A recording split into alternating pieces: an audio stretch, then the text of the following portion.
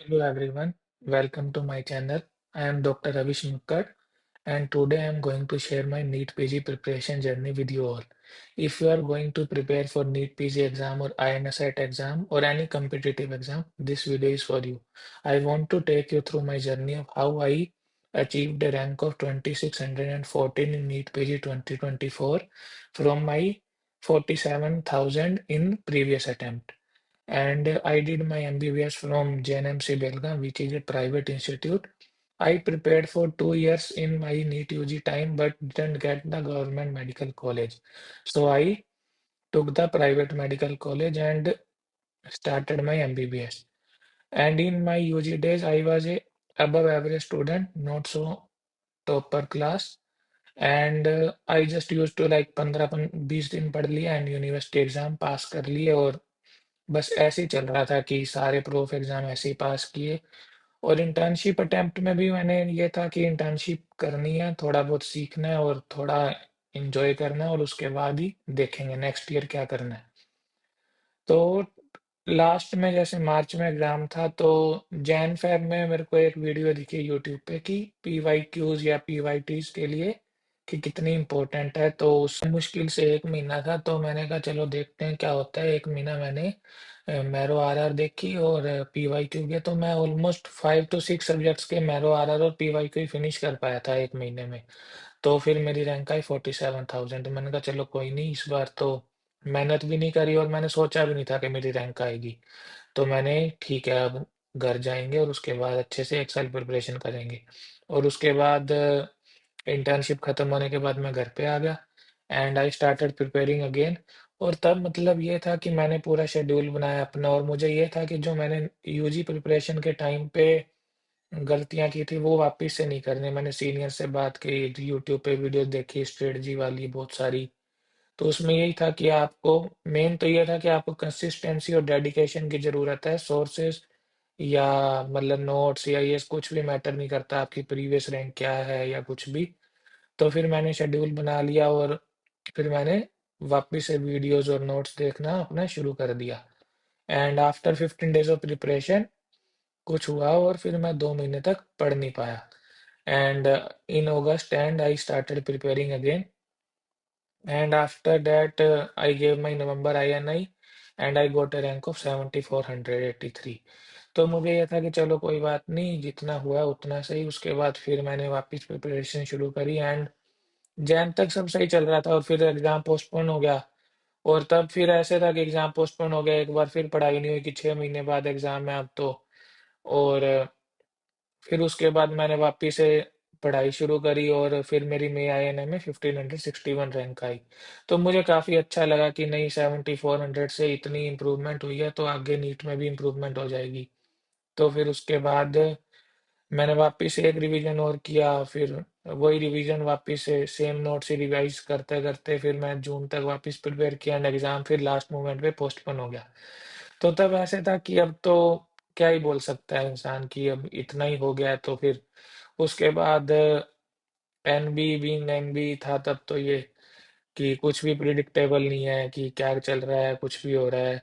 कभी जुलाई में है एग्जाम, कभी जून में है, कभी अब पता ही नहीं कब है। तो फिर जब डेट आई तब तक तो मैंने कुछ भी नहीं पढ़ा और डेट अनाउंसमेंट के बाद ही मतलब उसके भी 1 वीक बाद मेरी पढ़ाई शुरू हुई थी। तो फिर मैंने 1 महीना अच्छे से पढ़ा और फिर मेरी 26 एंड 14 मेरी रैंक आई फाइनली। और ये तो मतलब मेरी ब्रीफ एक टाइमलाइन थी। तो अब आते हैं रिसोर्सेज पे।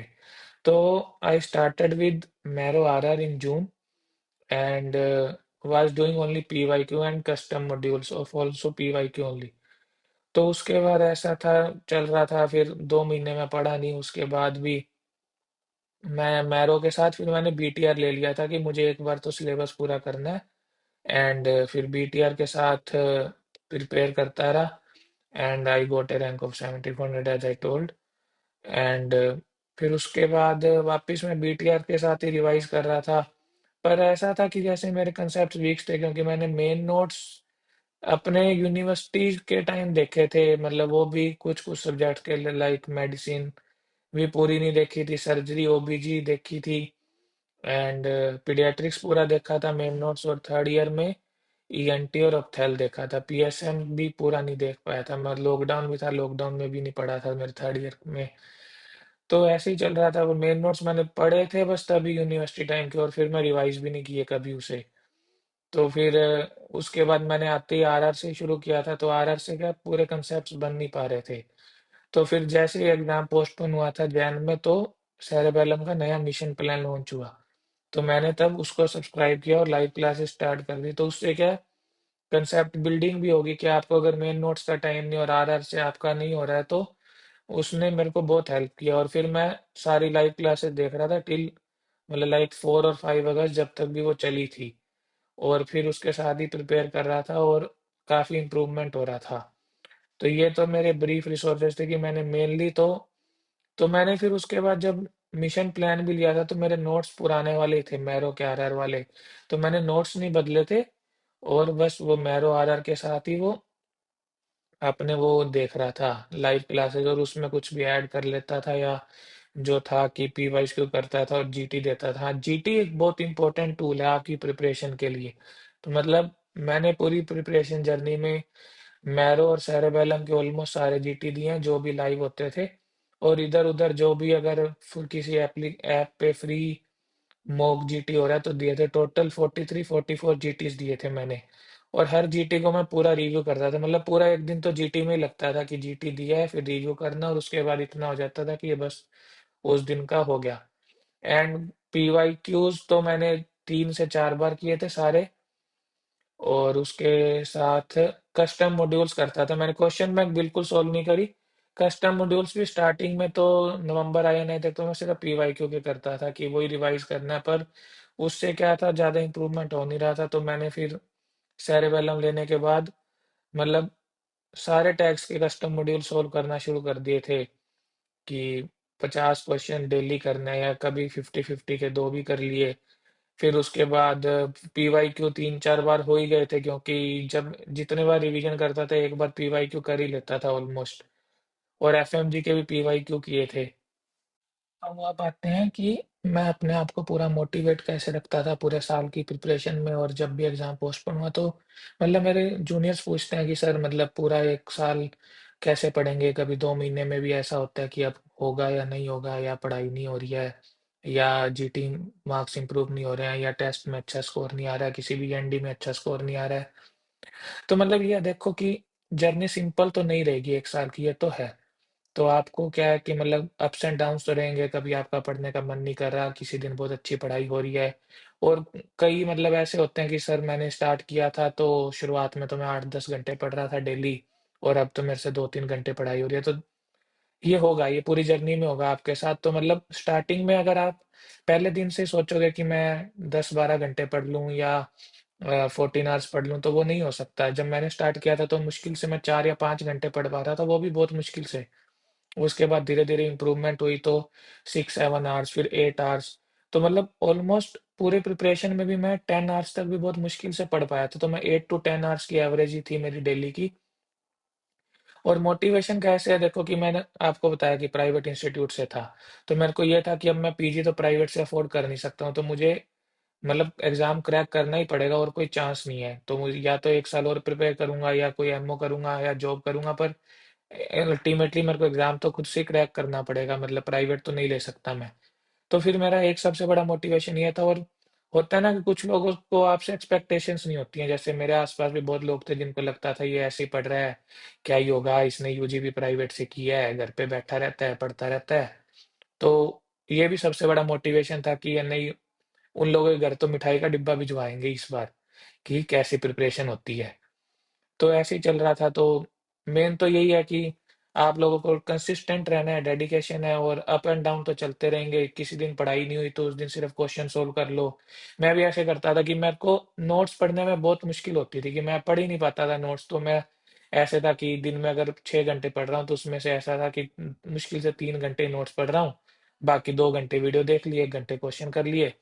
तो क्वेश्चन करना और वीडियो देखना भी मतलब एक वो है कि अगर आप इनको भी ज़्यादा करोगे और नोट्स कम पढ़ोगे तो भी आपका काम हो जाएगा। कि आपको देखना है कि आपको सूट क्या करता है। अगर आपको नोट्स पढ़ना बहुत ज़्यादा अच्छा लगता है तो आप बार-बार उनको पढ़ोगे तो भी हो जाएगा। और अगर आपको लग रहा है कि नहीं, आप क्वेश्चन, जैसे कई लोग, मैं रेट्रोग्रेड अप्रोच करता था कि मेरे को पढ़ने का मन नहीं कर रहा तो मैंने क्वेश्चन शुरू कर दिए। 100 क्वेश्चन का कस्टम मॉड्यूल बनाया, तो मान लो मेरे 60 सही हुए, तो 40 क्वेश्चन गलत हुए तो वो 40 क्वेश्चन के नोट्स पढ़ूंगा, क्योंकि 60 तो सही हो गए, वो तो आपको आते हैं। तो ऐसे करता था, तो ये भी बहुत एक सही अप्रोच लगती है मेरे को, रेट्रोग्रेड वाली। तो आप ये भी फॉलो कर सकते हो। और बाकी तो ये आपके लाइफ में कोई ना कोई तो ऐसा आदमी होगा कि जो आपको कहेगा कि आप नहीं कर सकते या नहीं होगा, क्या ही करेंगे, आज आप घूमने चलते हैं या ये।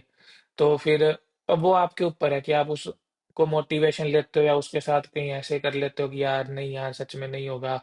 तो वो तो है कि अब आपको देखना पड़ेगा कि आपके लिए क्या इंपॉर्टेंट है। अब जैसे अगर घर में कोई इमरजेंसी है, आपको किसी काम से जाना ही पड़ रहा है कि जो नहीं होगा, तो वो आपकी स्टडी से ज़्यादा इंपॉर्टेंट है, तो आप जाओ।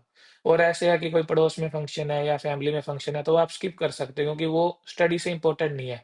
तो मेरा भी ऐसे था, जहाँ मेरे को जाना था तो वहाँ तो जाना ही पड़ता था, अगर नहीं है कुछ इंपॉर्टेंट तो मैं फिर नहीं जाता था। तो उस टाइम पे पढ़ाई करता था। आपको मतलब पूरे साल में कितने फेस्टिवल्स आते हैं, कितने प्रोग्राम होते हैं, तो उस पे तो कॉम्प्रोमाइज करना पड़ेगा अगर कुछ अचीव करना है। तो ये तो था, मैंने जितने भी इधर उधर से पूछा, तो डेडिकेशन और कंसिस्टेंसी मेरे को सबसे बड़े फैक्टर लगे कि आपको करने चाहिए, और उसी से आपका काम हो सकता है। To all of you watching this video, I just want to say that your current rank doesn't matter, your college doesn't matter, कि आपने प्राइवेट से किया है, पेरिफेरल इंस्टीट्यूट से किया है, एम से किया है, एसएमएस से किया है, कहीं से भी किया हो, कुछ मैटर नहीं करता है।